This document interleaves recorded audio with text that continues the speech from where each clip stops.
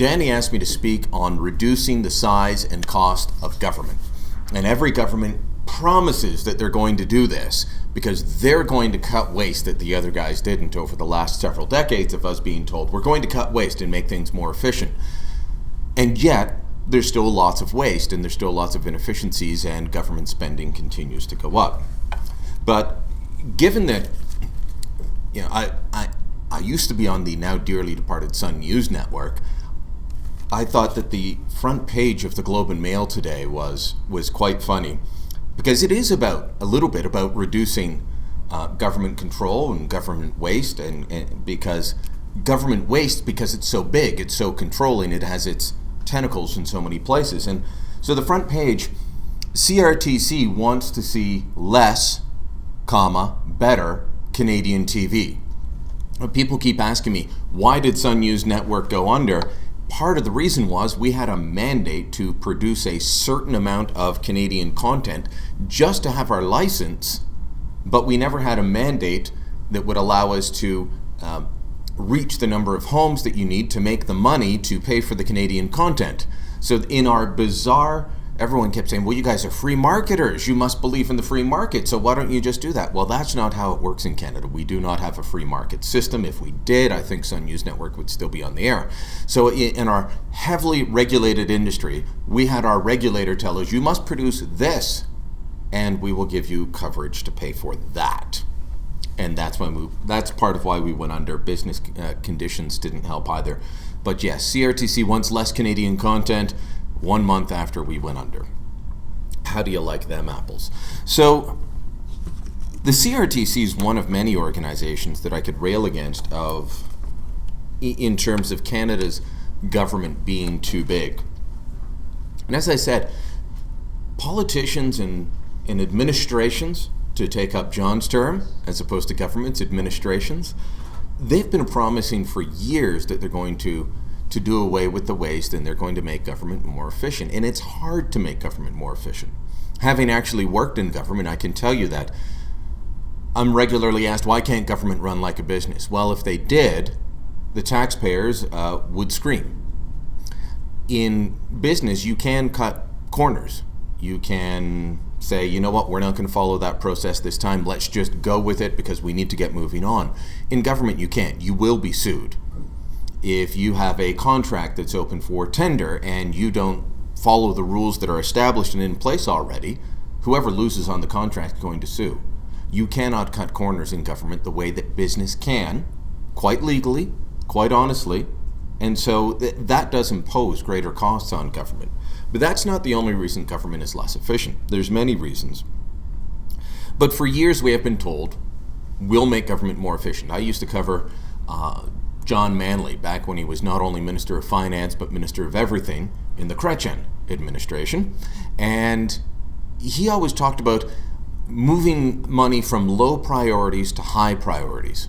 See, John wasn't about cutting the actual size of government or the number of dollars the government spent, but he might say, we no longer value this quite as much, so we'll take money out of that.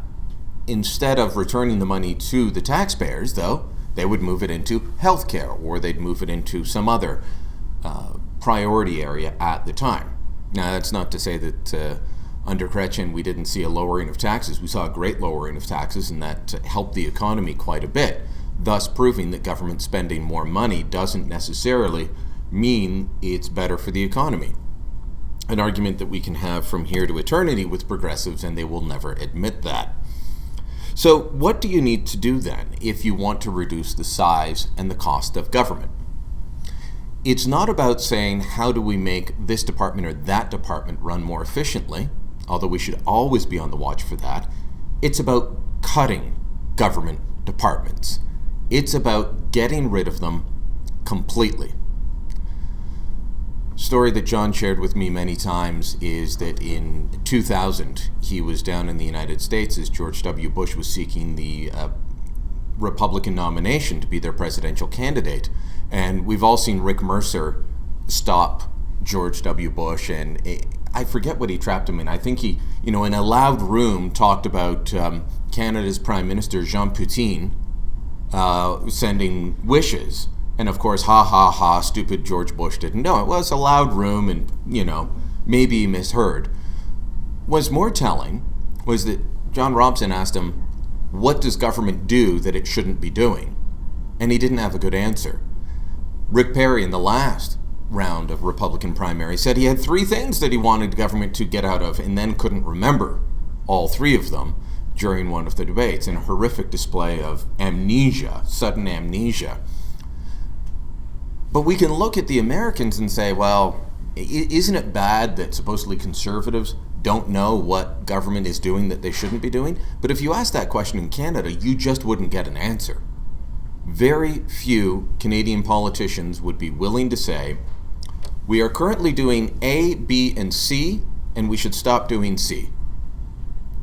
Because there is a Canadian mentality that says government doing things is always good. One of the jobs when you are a new reporter or lower on the run is to go out and do what are called streeters. So a big story happens and you go out and you do the man on the street interviews. And that gets played in the TV newscast or the radio newscast. And it's just, such and such happened. What do you think? Invariably, when you go out and ask Canadians about a big story, the answer is, well, the government should do something. The price of gas just spiked overnight. What do you think should happen? Well, the government should do something. If you ask them what level of government or what the government should do, they don't know. But they do know that the answer is government should do something. And part of what we need to do if we want to reduce the size of government is break that mindset that exists that says the government should do something. Did you know that there is essentially a wheat board for Canadian inland fishermen in this country? I know Tom's nodding his head, he knows that, and Danny knows that, but few people know that we have in this country, let me pull it up here, the Freshwater Fish Marketing Board. At Freshwater Fish, we pride ourselves in providing the world's best wild-caught freshwater fish products from fish sustainably harvested from the pristine lakes of Canada. Headquartered in Winnipeg, Manitoba, the heart of Canada's inland commercial fishery, we are world-renowned for the high quality and consistent supply of our catch dating back to 1969. We buy, process, and market all freshwater fish caught for commercial sale in Manitoba, Alberta, and the Northwest Territories. Have you looked in your grocery store for freshwater fish caught in Canada? Have you tried to find fish in your grocery store caught in Canada? It's hard to do. So we have a government agency whose job it is to market this stuff, and I can't find fish caught in Canada in my own grocery store. It's all from China, even if it's caught off our respective coast, off either coast. It invariably says product of China because they caught it, they processed it, they packaged it, and they sold it back to us. So you're not going to be finding Canadian freshwater fish. So what's the point of having this government department? Why does it exist? And when did it become government's job to sell the fish that our fishermen caught?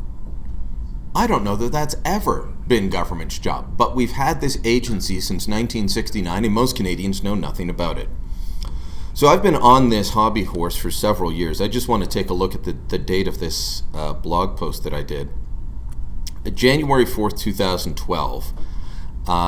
So I'd been doing this for quite a while, and then January 4th, 2012, in the lead up to the budget that year, I started saying, okay, here's the list of government agencies I think that they need to be cut. And I invited people to take a look at the list below and give their opinion. Now, these are all different organizations, Schedule 1, Schedule 2, departments, agencies, special operating agencies of the Government of Canada. Now, we know that there's Agriculture Canada, we know about Canadian Heritage, Citizenship and Immigration, Finance, Departments of Fisheries and Oceans, and we can debate that whether those should exist. But below those ministry-level organizations, there is a much longer list, from the Coast Guard to the Canadian Forces Non-Public Funds Organization, the Communications Security Establishment, statutory and other agencies such as the Atlantic Canada Opportunities Agency, the Copyright Board, the Hazardous Materials Information Review Commission,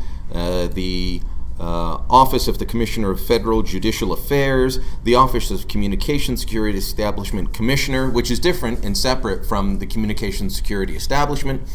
Each of these organizations has its own administration. They have their own, sometimes they will have their own board of directors, but they definitely have their own top dog, for lack of a better term. Sometimes it's the director general or the executive director or what have you. Starting back in 2010, I started to look at what this was costing us. An article I did at the time started this. This is June 29th, 2010, I wrote this.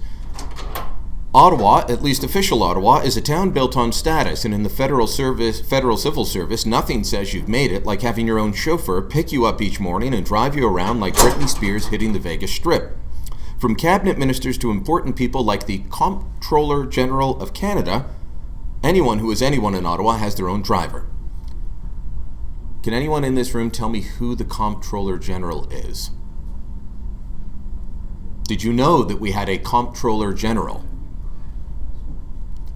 We've only had one since 1932, and from 1969 to 1978 under Trudeau the First, we did not have one. He actually just got rid of it and said, we don't need this. 78, they brought it back. And let me just pull up his name because he's changed recently. Bill Matthews. Now, I don't know what qualifications Bill Matthews has. His job, though, is the Office of the Comptroller General of Canada provides oversight and direction to government-wide efforts to improve the stewardship of taxpayers' dollars and government assets. Well, I thought that's what we elected members of Parliament for.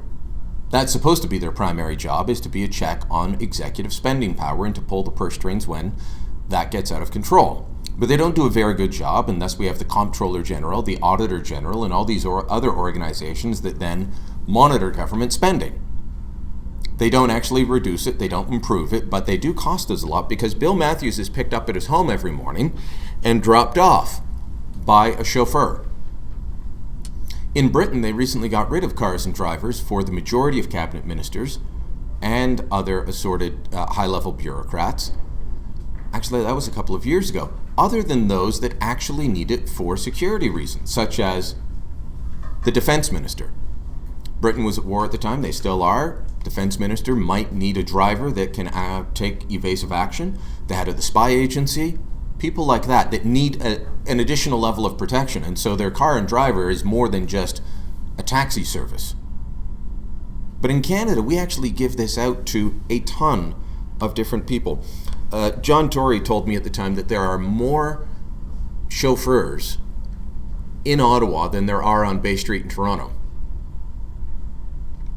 John Tory he's now mayor of Toronto, he used to run Rogers Communications. He drove himself to work. When he was head of one of the biggest companies in Canada, drove himself to work. And yet in Ottawa, if you run an agency, you don't go anywhere without your car and driver. I happen to know one person who was given a promotion at this level several years ago.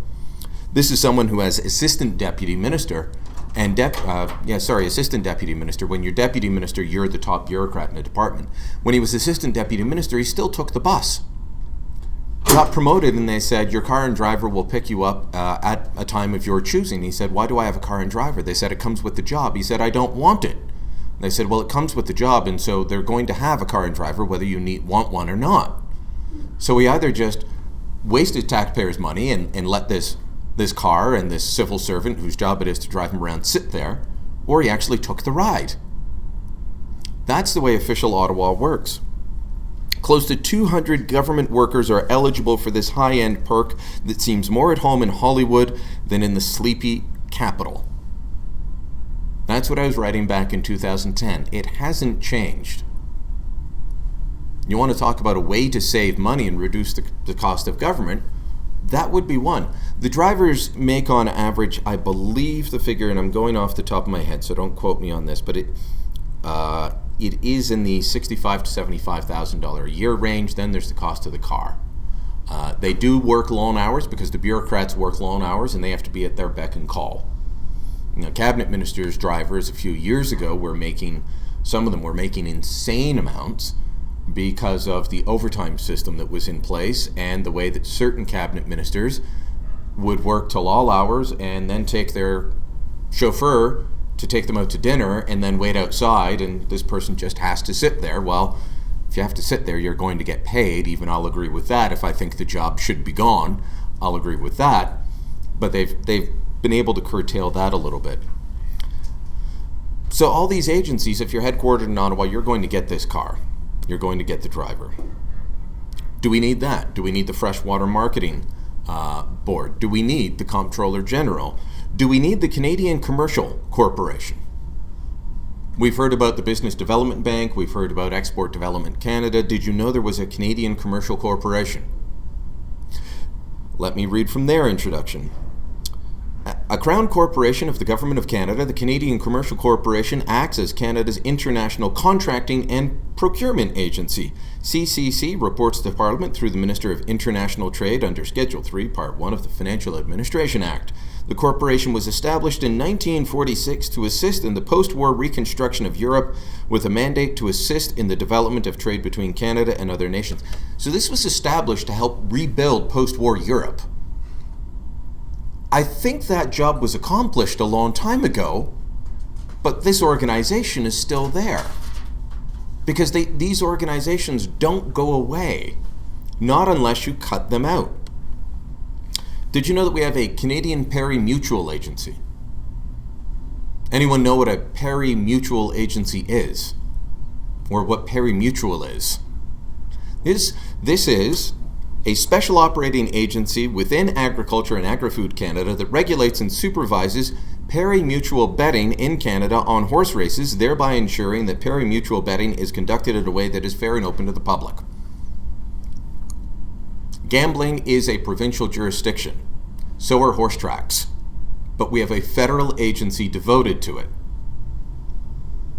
One of the big problems is jurisdictional overlap. And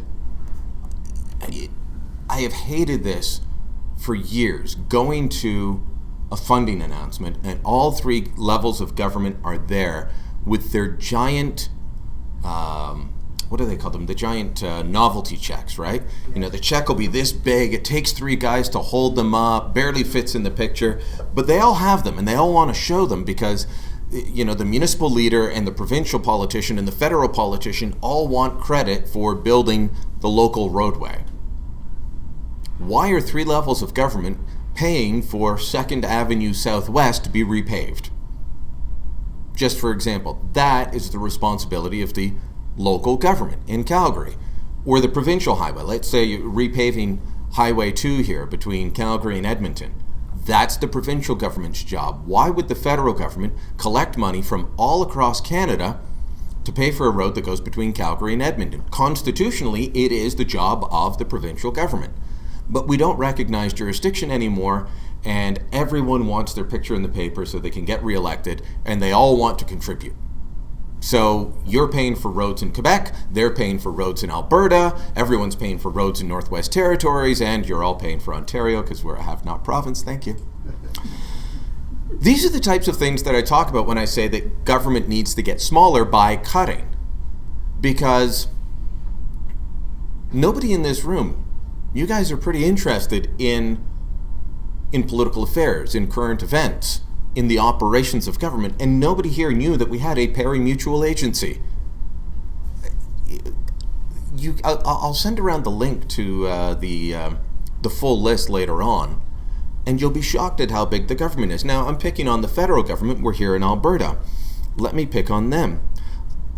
Did you know that there is an Alberta Agency Governance Secretariat? They provide information, tools, and training to ensure Alberta government agencies are well governed.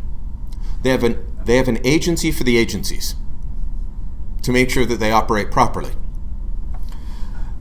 The Alberta government it took me a little while longer to find their full list of agencies, and they do it in a different way, so it'll take me a bit longer, but they list them under their ministries. So under agriculture, they have the Agriculture Financial Services Corporation. So they have a provincial version of what is essentially Farm Credit Canada, because banks apparently can't lend you money for getting you equipment. Farm Credit Canada competes with Canada's banks and credit unions to lend farmers money. Now, I know there's some farmers in the room, maybe you like Farm Credit Canada, but when they're going out of their way to compete on a commercial level with a bank, that seems crazy. But that's what we're doing in this country. And then we've got a provincial version in Alberta, and I'm sure Alberta's not alone. There's the Alberta Grains Council, the Alberta Livestock and Meat Agency, the Alberta Next Generation Advisory Council. Every time you create one of these new bodies, even if you think that what it does is a function of that ministry, but when you create it as a new separate body, a new separate entity, that requires its own administration, its own leadership, that requires a six-figure salary, maybe it includes a car and driver, we don't know, but that's how government grows. And so we've got to be able to say, is this a core function of government? If it's not a core function of government, does the need that established this agency, this ministry, this board, does it still exist? Is post-war Europe built? I think so. Can we get rid of the Canada Commercial Corporation? I think so. Do Canadians drink enough milk? Can we get rid of the Canadian Dairy Commission? I would think so. I don't know how many young farmers I've talked to, and I know supply management, again, I'm in a room of farmers, but supply management can be a touchy issue. It has not hurt the grain farmers to get rid of the wheat board. I don't think that it would hurt Canada's farmers to get rid of the supply management system. And I say that from speaking to farmers who have actually left Eastern Ontario and moved down to New York State, farm families, because the next generation couldn't afford to buy the quota to take over the family farm. And if they did try and take it over, they would have multi-million-dollar debts just to buy the farm that their family already owns. In Quebec, my wife's family, the next generation could not take it over because they couldn't gift the family farm to them. They had to buy it from one generation to the next at commercial rates. So all of a sudden, you've got the younger generation saying, okay, we don't actually have the cash. We're just going to have to go and work for somebody else. And so that family farm that had been going for a few generations is no longer. Sold off to somebody else. I don't think that that's what we intended in setting up some of these rules. You go through the Culture and Tourism Ministry also has the Alberta Strategic Tourism Council, the Government House Foundation, the Premier's Council on Culture, Travel Alberta, the Wild Rose Foundation, which I'm sure is soon to be renamed. Under Education, you've got the Attendance Board, the Framework Agreement Exceptions Committee, the Practice Review Appeal Committee, the Practice Review Complaint Appeal Committee, the Practice Review General Panel, and you see how it goes on. So if we want to reduce the size and scope of government, what do we need to do other than complain about it and hope that someone tries to find a way to cut waste? Well, cutting waste is a good thing, and you always have to be on the lookout for it. But also we just have to start cutting departments outright. We have to do a full review. Ontario, by the way, has far more government boards, agencies, and departments than the federal government does. I believe it's over 500. So we have to look at, does this organization exist? Should it exist? Review them all on that level. We have to get back to respecting the Constitution in terms of jurisdiction. Gilles Duceppe, when he was leader of the Bloc Québécois, I'm sure he's not a popular man in this room, being a separatist leader, but the man made some really good points at times, because the part of the impetus for the separatist movement in Quebec was the jurisdictional battle between Ottawa and the provinces. And the separatists were not always wrong. At times they would sit there and say, hold on a minute, why are you doing that? That is our jurisdiction. The Constitution clearly says that education is a provincial jurisdiction. Why are you involved? Gilles Duceppe's favorite line was, why does Health Canada have 10,000 people in a department and they don't run a single hospital? He was right. Why does Health Canada have so many people? They don't run a hospital. They make up a lot of rules for all the provinces to follow for their own health departments, again duplicating what the provinces are already doing. Is that something that can be transferred down to the provinces? That would free up an awful lot of money if we actually just followed jurisdictions. And then finally, we have to get back, as conservatives especially, we have to get back to the idea of civil society. This is not a bad word or bad phrase. This is not me swearing at you saying we need to embrace civil society. Too often that's just seen as a leftist thing. But it's not. What it is the free organization of people around a cause or an issue and saying, we will take care of this without government. So we're talking about charities, we're talking about not-for-profits. And it's been disappointing to me over the years as I've talked to conservatives about this, when they'll say, but I gave it the office. I pay for this through my taxes already. Yes, that's the point. You want to stop paying for it through your taxes, you've got to start giving to charity. And depending on where you live in Canada, the charitable level of giving varies. I believe it's pretty good here in Alberta. It's lowest in Quebec, not very high in Atlantic Canada, and it varies across the country. But we don't give enough to charity to allow them to step into the void. And so what you end up happening is you've got charities that are essentially arms of government.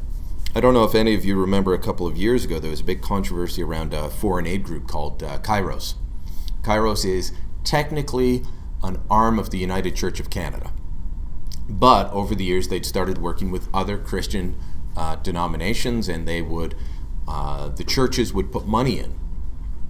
But when Kairos got denied funding by then CETA Minister Bev Oda, they declared that this was an attack on them, that they were a charity, and how dare the minister attack us because she doesn't like what we're doing. 75% of their budget at that point came from the federal government. When do you cease being a charity and become an arm of the government? Is it when 75% of your budget comes from the federal government or any government? Is it 85, 95? But at a certain point, our charities have become dependent on government. They need to be dependent on us. And then when they stop doing the job that they said they were going to do, we can stop sending them the checks, and then they can either smarten up or go away. But when they are charities that rely primarily on government grants, the bureaucrats don't care. They just want to make sure that the paperwork is filled out properly, that there was some kind of transparency in how the money was spent, and some attempt to attain the goal that the money was earmarked for. But if they go off course over the years, well, that doesn't matter. Not the way it matters to actual donors. So we've got to get away from our charities being arms of the government and dependent on government, and have them dependent on our goodwill. And that is one way that we're going to be able to cut the size of government. But that requires a mindset change. All of these things, the three things that I say we've got to do, require fundamentally a mindset change.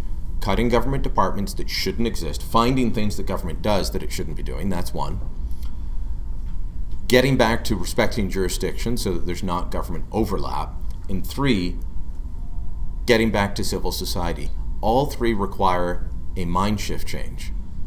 And when John was talking about the Magna Carta and saying that these things used to be told at the kitchen table, well, I think that is still the greatest place that we teach the lessons that need to be taught for the next generation. Whether we're talking about our kids or our grandkids, passing down that information can do so much. And sometimes I wonder if my kids are listening, and then they surprise me and they repeat something I said, and it makes me very happy. Well, hopefully, unless it's something I was saying in anger, something I should have been saying. We've all had those moments, but it will come back, especially if you repeat it and you explain things to them.